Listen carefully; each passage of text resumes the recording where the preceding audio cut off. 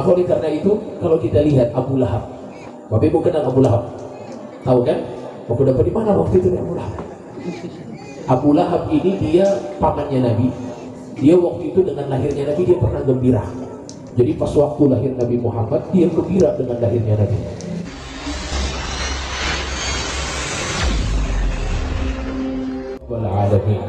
Bapak Ibu jamaah sekalian yang dimuliakan Allah, malam hari ini kita kumpul karena cinta sama Nabi.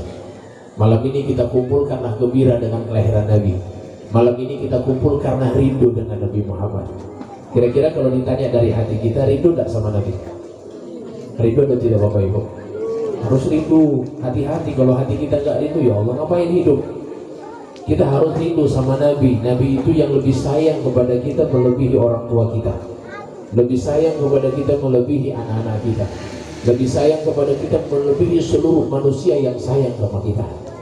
Jadi itu cintanya Nabi. Kok kita nggak balas cintanya Nabi untuk cinta juga kepada beliau? Kok kita nggak balas rindunya Nabi untuk rindu kepada beliau?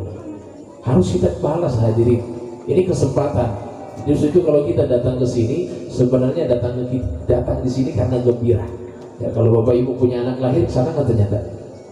Sana atau tidak kalau anak lahir? Sana. Sampai kambing beranak sana nggak ternyata? Sana. Ya, ayam bertelur senang atau tidak? Sana. Masa kok Nabi lahir nggak senang? Ini harus ditanya iman kita. Kalau seandainya lahirnya Nabi nggak senang, kita harus lebih gembira dengan kelahiran Nabi hadirin. Maka oleh karena itu, kalau kita lihat Abu Lahab, Bapak Ibu kenal Abu Lahab? Tahu kan? Waktu dapat di mana waktu itu Abu Lahab? Abu Lahab ini dia pamannya Nabi. Dia waktu itu dengan lahirnya Nabi dia pernah gembira. Jadi pas waktu lahir Nabi Muhammad dia gembira dengan lahirnya Nabi. Waktu itu disebutkan ada salah satu pamannya Nabi. Pamannya Nabi itu Abu Lahab, ada satu juga Abbas bin Abdul Muttalib. Ini Abbas. Waktu itu Abu Lahab mati. Abu Lahab mati, Abbas dapat lihat dalam mimpi bahwasanya dia melihat Abu Lahab so mati. Ditanya sama Abbas, ya Abu Lahab, wahai Abu Lahab, bagaimana yang kamu rasakan, apa yang kamu rasakan setelah kamu mati? Karena ini so mati sekarang. Kira-kira apa yang dia rasa? Kata Abu Lahab, sebagaimana yang kamu tahu, saya di dunia gak beriman sama Nabi Muhammad. Jadi saya sekarang disiksa sama Allah, saya diazab sama Allah. Itu kata Abu Lahab. Ini disebutkan dalam Sahih Al-Bukhari hadirin. Dia bilang, oh, kamu diazab? Dia bilang, iya. Kata Abu Lahab, hanya saja saya itu setiap hari Senin siksa saya diringankan sama Allah. Jadi hari Senin lebih siksa Allah kasih ringan. Dan setiap hari Senin Abu Lahab menerima minuman yang keluar di antara telunjuk dan jempolnya. Tiap hari Senin. Abbas penasaran, kok bisa ente begitu? Ente ini kan gak iman sama Allah, gak iman sama Rasulullah. Kok bisa mendapatkan keringanan setiap hari Senin, mendapatkan minuman yang mungkin itu dari surganya Allah?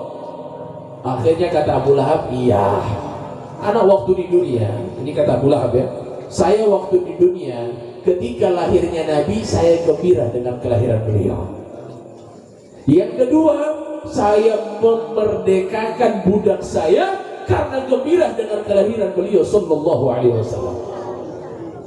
Itu kata Abu Lahab. Di situ disebutkan sama Abu Lahab, waktu itu saya di dunia, datang saya punya budak. Budak itu hamba sahaya, datang kepada saya mengabarkan atas kelahiran Nabi Muhammad Rasulullah.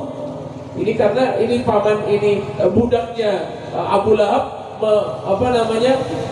hadir ketika lahirnya Rasulullah. Akhirnya ketika lahir ini Tuwaibah datang sama Abu Lahab. Ya Abu Lahab, sudah lahir kamu punya ponaan. Itu Muhammad anaknya Abdullah. Sudah lahir sekarang. Kata Abu Lahab, saking saya senangnya atas kelahiran Nabi dan dia memberikan saya kabar atas kelahiran Rasulullah, maka saya merdekakan budak saya itu. Maka gara-gara itu siksanya diringankan setiap hari Senin karena Nabi lahir hari Senin. Di mana? Lahir di mana Nabi? Di Makkah. Masuk lupa-lupa ini. Atau selamanya Nabi bikin maulid. Nabi Muhammad lahir di mana? Di Makkah. Pada tahun apa? Tahun gajah. Bulan apa? Agustus. Rabiul Awal. Jadi Nabi Muhammad Rabiul Awal lahir hari Senin tahun gajah sallallahu alaihi wa ala alihi. Kapan Nabi lahir? Jamnya jam berapa? Waktunya kapan? Sebelum subuh. Jadi Nabi Muhammad itu lahir pas waktu tahajud hadir. Dan lahirnya Rasulullah sajidan, dalam keadaan sujud. Makhulan, dalam keadaan sudah bercelak. Maqtu'as surrah, tali pusatnya sudah terpotong terlebih dahulu. Coba lihat. Kira-kira ada nggak yang lahir begitu di sini? Atau masa atau dia lahir? Ini Nabi Muhammad lahir mulia. Maqtu'as surrah makhulan, kemudian juga dikatakan makhtunan, dalam keadaan sudah terkhitan. Coba lihat lagi. Apalagi lahirnya Nabi? Nabi Muhammad lahir tangan beliau begini ke langit, menunjukkan kekuasaan Allah Subhanahu wa ta'ala. Ada yang lahir begini? Tidak ada. Ini makhluk mulia yang hadirin. Disampaikan oleh Sayyidina Abbas bin Abdul Muttalib, saya waktu melihat rumah yang Nabi Muhammad ketika itu dilahirkan, saya melihat rumah itu cahaya. Keluar cahaya dari dalam, dan seluruh rumah itu tertutup dengan cahaya, sehingga saya sudah tidak melihat lagi mana rumah karena sudah tertutup dengan cahaya beliau sallallahu alaihi wasallam. Jadi Nabi Muhammad itu cahaya hadirin. Lahirnya beliau Masya Allah, cahaya itu sampai ke negeri Syam. Bayangkan itu lahirnya beliau Nabi Muhammad sallallahu alaihi wasallam. Maka kita ini sekarang gembira, perintah dari Allah Bapak Ibu. Ingat, kita gembira ini karena perintah dari Allah. Disampaikan dalam Al-Quran, qul bifadlillah, katakan kepada mereka wahai Muhammad, siapa umatmu semua, qul bifadlillah wa birahmatihi fabidzalika falyafrahu, katakan sama mereka bergembiralah. Atas apa wahai Allah? Atas nikmat yang Allah berikan. Atas apa lagi? Atas rahmat yang Allah berikan. Kira-kira nikmat besar apa Bapak Ibu? Nabi Muhammad. Kita orang bilang Islam pasti. Kira-kira kalau nggak ada Nabi Muhammad, ada nggak itu Islam? Ada nggak itu iman? Ada nggak akhlakul karimah kita tahu? Ada nggak Lailatul Qadar kita dapatkan kalau nggak ada Nabi Muhammad? Jadi nikmat yang paling besar, sumber utama ya Nabi Muhammad sebenarnya. Karena ada Nabi Muhammad, kita umat menjadi umat termulia dari umat-umat yang lain. Karena gara-gara Nabi Muhammad kita dikaruniakan oleh Allah Lailatul Qadar. Gara-gara Nabi Muhammad kita bisa mendapatkan haud, telaga yang Nabi SAW yang akan memberikan sendiri nanti di hari kiamat. Gara-gara Nabi semua. Jadi nikmat terbesar itu Rasulullah sumbernya hadirin. Jadi kita disuruh gembira dari Allah untuk sama Nabi. Apalagi rahmat. Kira-kira rahmat terbesar siapa? Nabi Muhammad. Allah katakan dalam Al-Quran, wa ma arsalnaka illa rahmatan lil alamin. Engkau diutus wahai Rasulullah untuk menjadi rahmat buat seluruh alam. Nabi bilang dalam hadis lain, innama ana rahmatun muhda, sesungguhnya aku ini adalah rahmat yang Allah hadiahkan untuk kalian, kata beliau sallallahu alaihi wasallam. Maka oleh karena itu jamaah sekalian yang dimuliakan Allah, sekarang kita jadi mulia gara-gara Nabi. Semua yang dinisbatkan sama Nabi pasti jadi mulia. Coba lihat kita, umat Nabi, kita jadi mulia gara-gara Nabi Muhammad, bukan gara-gara dakwah. Kita ini kadang-kadang bilang, oh kita ini mulia gara-gara dakwah di jalan Allah. Bukan. Kita jadi mulia sumbernya gara-gara Nabi. Karena kalau bicara dakwah, umatnya Nabi Nuh itu 950 tahun berdakwah. Ada enggak umatnya Nabi Nuh jadi insan yang terbaik, jadi umat yang terbaik? Enggak. Kita ini Nabi Muhammad dakwah cuma 23 tahun, tapi kita menjadi umat yang terbaik gara-gara Nabi Muhammad. Sumbernya Nabi Muhammad, dakwah itu setelah itu. Maka oleh karena itu jemaah sekalian, alhamdulillah, coba lihat hari Senin. Hari Senin mulia atau tidak dulu? Enggak mulia Bapak Ibu. Yang mulia itu hari Jumat.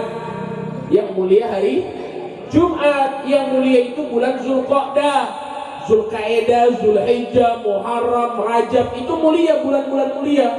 Nabi Muhammad gak lahir di bulan mulia. Nabi Muhammad gak lahir pada hari yang mulia. Kenapa kok Nabi Muhammad gak lahir pada hari mulia? Nanti kalau Nabi Muhammad lahir pada hari mulia, misalnya hari Jumat, mereka akan bilang, oh Rasulullah itu mulia gara-gara hari, Rasulullah itu mulia gara-gara bulan. Nanti ada orang bicara begitu.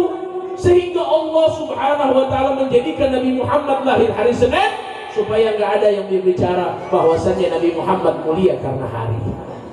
Nabi Muhammad mulia karena bulan. Rabiul Awal nggak terkenal waktu itu.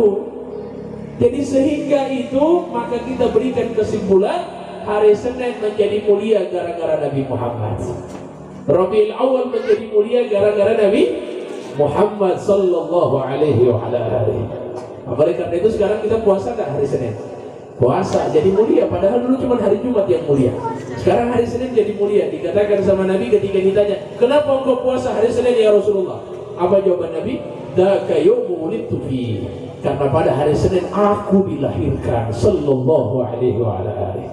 Oleh karena itu sebenarnya sekarang kita memperingati Maulid, memperingati kelahiran Nabi. Nabi memperingati enggak kelahiran dia? Itu tadi berpuasa. Nabi memperingati kelahiran dia, berpuasa tadi. Ketika ditanya kenapa berpuasa ya Rasulullah, dia bilang itu karena saya lahir pada hari Senin. Jadi kita juga bergembira sekarang itu, kita bikin ibadah begini, ibadah ada ceramah, dengar ceramah dapat ilmu, pakai makan orang, ini ada makanan Masya Allah, habis ini makan-makan, ini sedekah hadirin. Dan itu semuanya ibadah dan itu tidak dilarang dalam syariat. Kira-kira apa yang dilarang dalam syariat dalam Maulid? Apa? Bicara apa? Pujian. Nabi Muhammad boleh tidak kita puji? Boleh atau tidak hadirin? Coba kita dengar-dengar orang-orang yang memuji anta syamsun, anta badrun, anta nurun fawqa nuri. Boleh atau tidak itu? Boleh. Siapa bilang nggak boleh memuji Nabi? Allah sudah memuji Nabi, apalagi kita orang. Bagaimana pujian Allah dalam Al-Quran? Allah katakan dalam Al-Quran, pujian Allah wa innaka la'ala khuluqin 'azim. Sesungguhnya engkau wahai Rasulullah memiliki akhlak budi pekerti yang sangat luhur. Ini akhlak luhur Bapak Ibu, Nabi Muhammad di atasnya. Apa namanya? Nggak ada nama itu. Kalau kita bilang Nabi Muhammad memiliki akhlak yang luhur, sebenarnya masih salah. Yang benar itu Nabi Muhammad memiliki akhlak di atas akhlak yang luhur. Sallallahu alaihi wa alihi. Maka oleh karena itu pujian Allah. Saya tanya, pernah tidak Allah memanggil Nabi Muhammad dengan sebutan ya Muhammad dalam Al-Quran? Pernah atau tidak? Enggak pernah. Buka dari juz 1 sampai juz 30. Ada enggak Allah bilang Nabi Muhammad ya Muhammad? Ada? Enggak ada. Kalau dia bilang ada berarti juz 31 yang dia baca. Karena memangnya enggak ada. Yang ada itu panggilan Allah dalam Al-Quran, ya ayyuhan nabi. Coba lihat nabi-nabi yang lain. Nabi-nabi ini di tempat lain dipanggil apa? Ya Adam, uskun anta wa zawjukal jannah. Nabi Adam dipanggil ya Adam, panggil nama. Nabi Nuh dipanggil ya Nuh. Nabi Ibrahim dipanggil ya Ibrahim. Siapa lagi? Nabi Isa dipanggil ya Isa. Nabi Yahya dipanggil ya Yahya. Khudil kitab biquwwah. Yang Nabi Zakaria dipanggil nama, semuanya dipanggil nama kecuali Nabi Muhammad. Nabi Muhammad dipanggil ya ayyuhal muzammil, ya ayyuhal mudaththir, ya ayyuhan nabi, ya ayyuhar rasul sallallahu alaihi wasallam. Panggilan istimewa itu hadirin. Enggak dipanggil nama Nabi Muhammad. Kira-kira pujian atau tidak itu? Pujian. Ini sekarang ada memuji Nabi Sadiki begitu, tidak boleh memuji Nabi. Kalau garap kau boleh.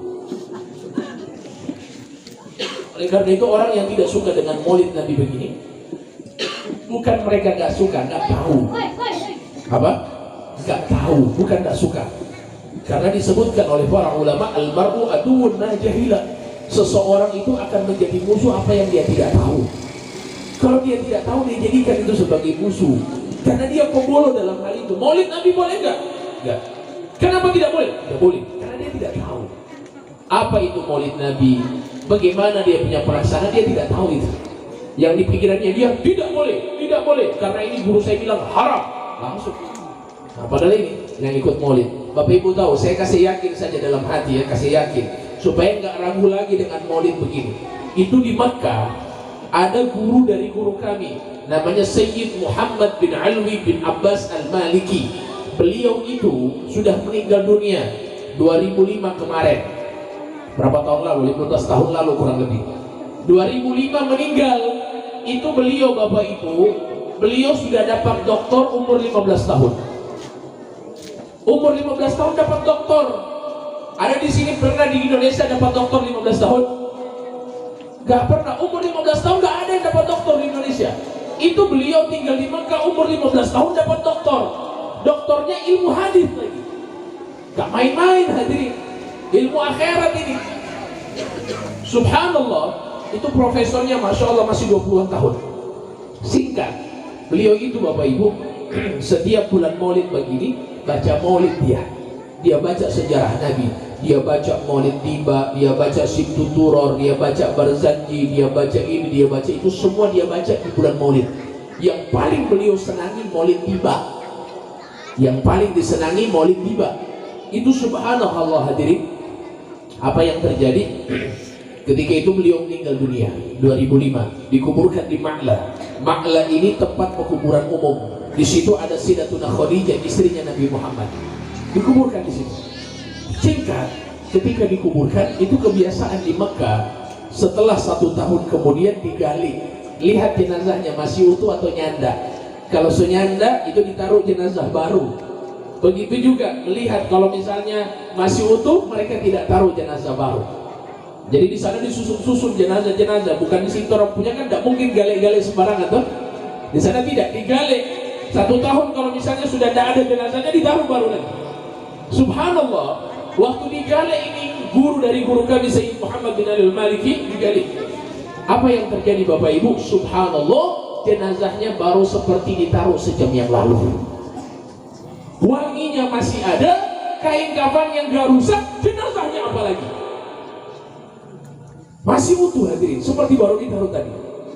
Tahun kedua, tahun ketiga, tahun keempat begitu, dilihat masih sama, gak berubah. Subhanallah, sampai terakhir 15 tahun kemudian digali. Ketika digali apa yang terjadi? Subhanallah, masih tetap utuh, baunya masih harum, kain kafannya gak rusak, jenazahnya apalagi. Cuman ini nggak diekspos, ini nggak di apa? Nggak diekspos. Kamu kalau diekspos takut, subhanallah. Ini yang pecinta maulid Nabi. Kalau maulid Nabi haram, nggak boleh dilakukan, nggak mungkin jenazahnya bisa kekal seperti itu, nggak dimakan oleh tanah, nggak dimakan sama tanah. Yang kita tahu dalam hadis, yang nggak dimakan oleh tanah itu para nabi. Ternyata orang soleh juga jenazahnya tidak dimakan oleh tanah, karena mereka adalah pewaris para Nabi hadirin. Jadi nggak usah ragu dengan maulid. Kalau maulid sesat, maulid salah, itu mungkin subhanallah jenazahnya nggak mungkin seperti itu. Oleh karena itu semakin tambah lagi keyakinan kita bikin maulid Nabi. Dan ini juga insya Allah salah satu syarat, atau bisa dikatakan salah satu jalan seseorang bisa jumpa dengan Nabi Muhammad Sallallahu Alaihi Wasallam. Nah, tapi subhanallah hadirin, kita harus pelajari ini momen maulid Nabi. Sebagaimana tadi sambutan pengantar kata dari takbirul masjid, ini bukan seremonial, bukan kumpul sama-sama silaturahim pulang baru gak ada yang kita orang bawa, bukan itu. Kita orang niat di sini kita hadirkan Nabi Muhammad dalam sunnah-sunnahnya, di rumah kita hadirkan Rasulullah, di pekerjaan kita hidupkan Rasulullah Sallallahu Alaihi Wasallam. Bukan cuma hadis di sini kita orang dengar, oh, masya Allah Rasulullah, sampai di rumah hilang itu Rasulullah. Ini yang sekarang terjadi. Jadi akhirnya kita ini setiap hari kasih sakit hati sama Nabi sebenarnya. Tiap hari. Nabi itu tiap hari Bapak Ibu dengar kabar kita. Tiap hari. Bayangkan kalau masuk sama Nabi kabar buruk terus dari kita. Sedih tidak kita? Sedih. Nabi apalagi hadirin. Tiap hari dengar kabar buruk. Ya Rasulullah fulan bin fulan. Kenapa dia? Carlota. Dikabarkan sama Nabi satu persatu nama kita hadirin. Gak malu kita sama Nabi, gak kasihan sama Nabi, kita tiap hari kita kasih sedih terus. Nabi punya hati kasihan. Oleh karena itu kita niat hadirin, malam ini usahakan kita lebih kenal bagaimana Rasulullah. Rasulullah itu Bapak Ibu senang sekali sama kita dan sangat cinta sama kita. Jadi ayah Pak Lurah tadi bilang, ternyata Rasulullah sudah rindu sama kita. Itu Rasulullah sudah rindu, kita rindu gak sama Nabi? Kalau jangan tanya sama Rasulullah, kita rindu gak sama Nabi? Rasulullah sudah rindu hadirin. Disebutkan dalam hadis bahwasannya Rasul Sallallahu Alaihi Wasallam pernah waktu itu lagi duduk bersama sahabat. Nabi bilang apa? Ana mushtaq ila ikhwani. Kata Nabi, saya rindu kepada saudara-saudaraku. Kemudian kata para sahabat, ya Rasulullah, alasna ikhwana? Wahai Nabi, bukankah kami ini saudara-saudaramu? Kata Nabi, bukan. Antum ashabi. Kalian itu sahabat-sahabatku. Terus siapa itu? Kamu punya keluarga, kamu punya saudara, wahai Rasulullah. Kata Nabi Muhammad, ikhwani alladzina ya'tuna min ba'di yu'minu bi wa lam yarawni. Saudara-saudaraku itu adalah mereka yang datang setelah aku, yang mana mereka tidak beriman kepadaku, yang mana mereka tidak pernah melihat aku, akan tetapi beriman kepadaku. Nabi Muhammad rindu hadirin. Jadi kita nggak pernah lihat Nabi, tapi kita beriman tak sama Nabi? Beriman. Apa yang dibawa sama Nabi benar, kita imani, kita rindu sama beliau. Maka Nabi sudah duluan rindu sama kita. Nah, kita balas kerinduan ini hadirin. Oleh karena itu jemaah sekalian yang dimuliakan Allah, keindahan Nabi dikatakan karena Rasulullah SAW ahsanan nasi khalqan wa khuluqan. Nabi Muhammad itu indah dari segi fisik, segi perangai. Bapak Ibu tahu Nabi kalau buang ludah, itu ludah belum sampai di tanah, sahabat sebaku rampas. Buang ludah, sahabat sebaku rampas. Kira-kira terambil ludah ini orang baik begitu.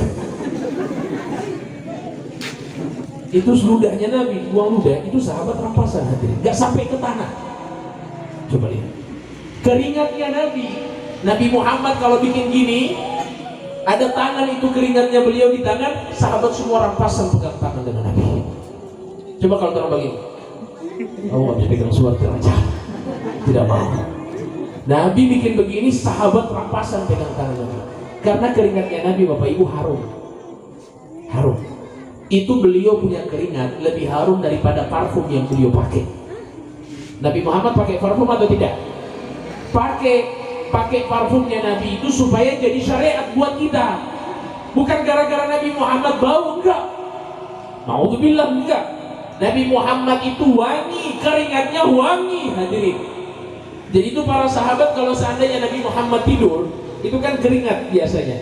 Para sahabat itu ada sebagian perempuan sahabiyah, ya, itu mereka bawa seperti wadah kecil tempat parfum begitu, mereka taruh begitu supaya keringatnya Nabi jatuh di botol. Kira terompet keringat ada orang mau rampas begitu. Jadi Nabi Muhammad pakai parfum terus ngapain? Pakai parfumnya Nabi itu supaya menjadi syariat buat kita. Paham? Supaya menjadi syariat buat kita, tasyri'an li ummati, supaya jadi syariat buat kita. Coba kalau Nabi Muhammad nggak pakai parfum, pemalas orang pakai parfum pasti. Karena ini sunnah kita orang pakai, sunnah Nabi pakai parfum, masya Allah. Itu Nabi Muhammad Bapak Ibu kalau jalan di satu jalan itu bau keringatnya itu masih ada tetap di jalan itu. Misalnya gang, beliau lewat situ, itu masya Allah 3 hari kemudian ada satu sahabat lewat. Oh, Nabi Muhammad barusan lewat sini, padahal sudah 3 hari yang lalu. 3 hari yang lalu, tapi sahabat kira barusan lewat karena baunya masih ada di lorong. Kalau orang juga begitu barangkali. Mau aja lewat sini, kayak mau lo singo soal. Beda kalau gitu. Tapi kalau Nabi, masya Allah, bau wanginya tetap ada aja. Itu harumnya beliau Sallallahu Alaihi Wasallam. Maka oleh karena itu jamaah sekalian dan dimuliakan Allah, beruntung kita dapat Nabi seperti ini. Nabi yang indah, perangainya baik, semuanya ada sama Nabi.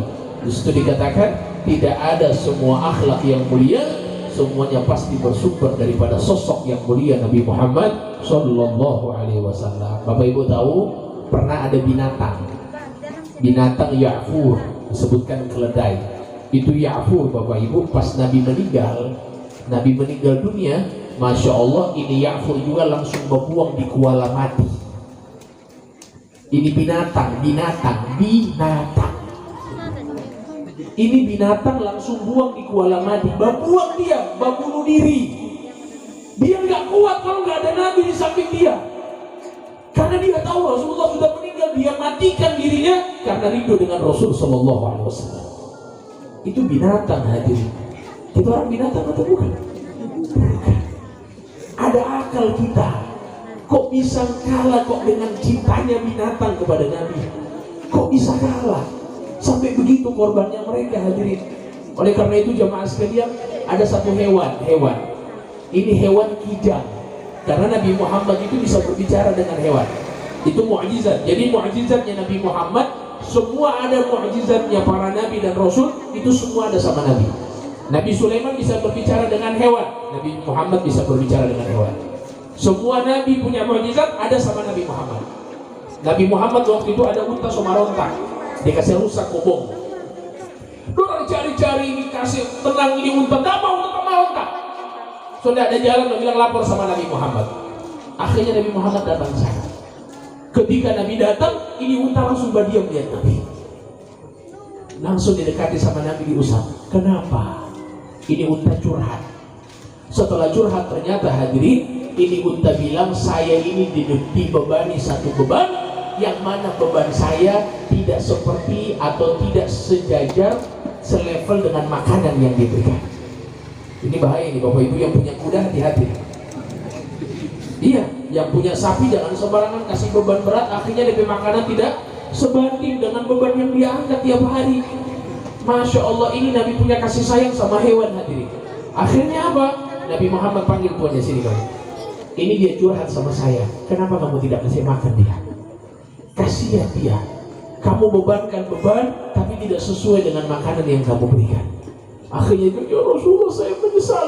Saya infakkan ini unta di jalan Allah Subhanahu wa ta'ala. Akhirnya dia kasih ikut berperang dengan Nabi, sudah tidak dibebankan lagi dengan beban yang berat. Sallallahu alaihi wa alihi. Ya, pernah Nabi Muhammad waktu itu lewat di kijang, ya, binatang hewan kijang. Waktu itu lagi terikat, sudah diburu sama Arabi, sama Badui. Badui itu orang gunung. Dia sudah buru, dia sudah ikat di pohon. Nabi Muhammad lewat. Ketika lewat Rasulullah dengar ada orang minta tolong. Rasulullah cari mana dia minta tolong. Ternyata dicari-cari, itu ternyata hewan kijang. Didekati sama Nabi. Nabi bilang, kenapa kamu? Dia bilang, ya Rasulullah tolong lepaskan saya. Kok bisa lepaskan? Ini sudah ikat begini. Orang sudah buru kamu, ya harus pasrah. Dia bilang, bukan itu ya Rasulullah. Saya ini tadi lagi jalan-jalan di hutan, lagi cari makanan supaya ASI saya penuh. Karena anak saya ada 2 yang belum minum susu sampai sekarang, wahai Rasulullah. Saya tadi itu cuma cari-cari makanan. Jadi tiba-tiba saya diburu sama Badui ini. Jadi saya minta tolong sama wahai Rasulullah, bilang sama yang buru saya, lepaskan saya dulu, saya mau kasih minum susu saya pe anak-anak. Coba lihat.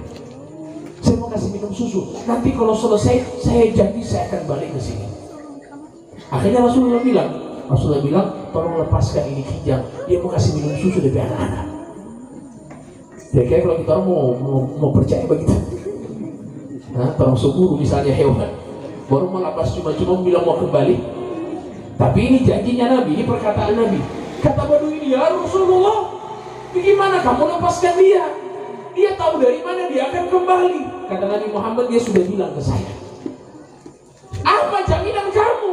Ini kata Badui sama Nabi. Kata Nabi Muhammad, saya jaminannya. Saya akan bersamamu di sini, ikat saya demi Allah sampai dia kembali baru kamu buka. Coba lihat, Nabi Muhammad yang jadi jaminan buat hewan. Ini kasih sayangnya Nabi Bapak Ibu sama hewan. Di situ kita jangan sembarangan kasih sakit hati hewan. Ini saya minta maaf, kucing orang tendang. Berdosa wallahi. Gak sopan kok tendang kucing. Saya lihat dengan saya punya mata. Kucing ditendang hadirin, demi Allah gak cium bau surga kita, hati-hati. Sangat dicintai loh sama Nabi kucing ini. Main tendang kucing, main buang kucing dari, ada orang buang kucing dari 2 lantai. Dia buang. Saya laknat selama di jalan. Saya bilang ini jahanam betul ke manusia. Kurang ajar, dia buang kucing dari 2 lantai. Coba lihat rahmatnya Nabi, coba bayangkan. Ini kijang, akhirnya dia cepat-cepat menyusui anaknya, dilepaskan sama Badui tadi. Setelah dia susui, subhanallah hadirin, sementara bekasih susu dia punya anak ini dia mamanya kijang ini bilang apa? Hei kalian, cepat minum susu. Sesungguhnya yang menjadi jaminan saya adalah Rasulullah. Ini 2 anak, yang ini anak kijang, langsung meneteskan air mata. Disebutkan, ya ummah, wahai ibuku, pergi kamu sama Rasulullah. Demi Allah kami tidak ridho sampai kenyang kalau seandainya yang menjadi jaminan adalah Rasulullah Sallallahu Alaihi Wasallam. Ternyata anaknya juga sangat cinta, hadirin, binatang ini. Nah, jadi jangan sampai kita orang kalau dari binatang, orang ada akal, ada hati, kok bisa nggak cinta sama Rasulullah? Oleh karena itu jamaah sekalian yang dimuliakan Allah, ini momen paling pas. Bagaimana cara kita cinta sama Nabi? Yang pertama, harus kenal. Gak mungkin kalau gak kenal bisa cinta. Gak mungkin, mustahil. Orang kalau kenal pasti cinta. Kita harus kenal bagaimana dermawannya Nabi. Kita harus kenal bagaimana senyumannya Nabi. Kita harus kenal bagaimana Nabi Muhammad SAW tidak pernah marah. Kita harus tahu bagaimana fisiknya Nabi Muhammad. Harus kita pelajari, hadirin. Ini Bapak Ibu, saya yakin di Gorontalo ini banyak sekali yang mengaku mimpi Nabi. Banyak sekali. Banyak sekali. Datang melapor, Habib, saya mimpi Rasulullah. Ente jumpa sama Rasulullah? Iya. Di mana? Di mimpi Habib. Datang sama saya. Saya bilang ciri-cirinya Rasulullah bagaimana? Dia bilang, Habib, saya lihat pakai jubah putih. Dia ada menangis sebab itu. Itu Rasulullah, saya sangat rindu sama dia. Cuma ini di masjid tidak pernah dapat lihat di manusia. Ini orang yang baca dia tidak pernah dapat lihat di masjid. Jadi dia datang semua sadar. Wallahu a'lam, mau bilang sadar juga tidak tahu. Tapi air mata wallahu a'lam. Saya agak ragu soalnya pas balik kali itu. Dia bilang saya jumpa Rasulullah Habib. Saya bilang oh iya. Ciri-cirinya gimana? Saya tanya. Dia bilang tinggi Habib. Tinggi sekali. Dia bilang tidak, standar lah. Oh ya boleh. Terus pakai jubah putih. Ya memang Nabi Muhammad itu kebiasaan beliau suka menggunakan pakaian putih. Ya sudah masuk oke. Terus rambutnya panjang Habib. Oh iya boleh. Karena Rasulullah itu dalam riwayat Bapak Ibu rambut beliau panjangkan terkadang sampai di sini, terkadang sampai di sini, terkadang sampai di pundak. Karena kebiasaan orang Arab dulu memanjangkan rambut. Bukan berarti ternyata semua ikut sunnah Nabi, semua gondrong kalau begitu. Bukan. Kalau ulama nggak apa-apa kalau gondrong. Tapi kalau seandainya orang cuma di jalan-jalan lebih kerja tiap hari, dia bilang mau ikut sunnah Nabi dia kasih panjang, dia bilang preman itu dia. Karena kalau ulama yang rambut panjang orang tahu ikut sunnah. Tapi kalau seandainya orang lain selain ulama atau selain santri yang kasih panjang rambut, dia bilang preman teraja. Preman itu. Nah, begitu itu bedanya. Maka oleh karena itu orang bilang begini, rambutnya panjang Habib. Saya bilang oke, masuklah, nggak apa-apa. Terus dia bilang Habib, DP rambut putih semua, putih semua. Saya bilang itu bukan Nabi buat diopa yang di samping rumah itu. Karena Nabi nggak mungkin begitu. Nabi Muhammad itu Bapak Ibu ketika beliau wafat tidak ditemukan di kepala beliau janggut beliau sampai 20 helai rambut putih, gak ditemukan. Jadi semuanya hitam. Umur 63 tahun. Orang sekarang 60 tahun so full rambut putih. 50 tahun apalagi. Nabi Muhammad 63 tahun tidak ditemukan sampai 20 helai rambut putih. Semuanya hitam. Sallallahu alaihi wa alihi. Maka karena itu jemaah sekalian, hari ini momen kita harus tahu Nabi. Kenal Nabi itu gimana sih ciri-cirinya? Tinggi, matanya indah, matanya Nabi hitamnya hitam sekali, putihnya putih sekali, alisnya tebal, hidungnya mancung berdiri tegak, bukan mancung berbengkok, tegak. Kemudian lubang hidungnya standar. Ada orang lubang hidung tinggi tapi lubang hidung besar banget. Standar. Hidungnya Nabi standar. Sallallahu alaihi wa alihi. Berioknya, janggutnya, bidangnya yang besar, lebar, antara ini sampai ini lebar. Nabi. Kemudian dada beliau kekar. Nabi Muhammad dada dan perutnya sama rata. Punya rata-rata sama. Rata-rata sama paling banyak. Bapak-bapak ada yang kumpulin sih. Jadinya ikut sunnah ini kalau begini. Karena Nabi Muhammad itu dada dan perut beliau sama rata. Kalau punya rata-rata sama ya.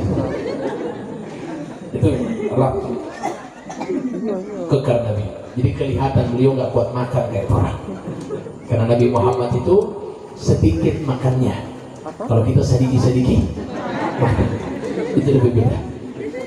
Maka oleh karena itu terompet pura agak sedikit berbeda dengan Nabi. Tapi nggak apa-apa insya Allah. Artinya paling tidak ya kita orang ada akhlak yang kita ikuti dari beliau Sallallahu Alaihi Wasallam. Nabi Muhammad SAW itu Bapak Ibu, beliau kalau seandainya senyumnya Nabi itu disebutkan sangat berseri-seri. Jadi kalau Nabi senyum, berseri-seri wajahnya. Jadi Nabi Muhammad itu kalau datang sama sahabat senyum pasti. Walaupun beliau terbebani dengan beban yang berat, itu pasti beliau senyum. Ya kuatnya. Ada orang kan kalau dapat masalah kan nggak bisa tahan ya. Jadi sama orang itu tetap terbawa itu masalah. Tapi Nabi enggak. Ada masalah pun beliau tetap senyum hadirin. Nggak terbawa itu masalah tadi. Coba kalau di ayat kira-kira kok ada masalah di kantor, terbawa nggak sampai di rumah? Terbawa ya. Sadiki. Gak cuma Mbak Fito sadiki dalam rumah. Nabi Muhammad enggak. Nabi Muhammad ada masalah di luar, itu Masya Allah sampai sama sahabat beliau senyum. Gak seakan-akan tidak ada masalah tadi. Itu akhlaknya beliau Sallallahu Alaihi Wasallam. Nabi Muhammad SAW kalau jalan seperti apa? Ka'annahu yanhattu min shabab, seperti turun dari tempat yang tinggi ke tempat yang rendah. Turunnya Nabi artinya beliau selalu mengangkat kakinya, nggak pernah digeser kalau jalan. Kelihatan kekuatannya, kelihatan tidak malas. Jadi orang kalau berjalan tergeser-geser kayak malas itu. Nabi Muhammad selalu diangkat kakinya. Kita harus kenal Nabi, ini momen. Kita harus kenal bagaimana akhlaknya Rasulullah. Nah, insya Allah Bapak Ibu jamaah sekalian, terakhir saya sampaikan kepada Bapak Ibu, di momen Maulid Nabi ini, kita mau kasih hadiah apa sama Rasulullah? Ini kan Maulid Nabi.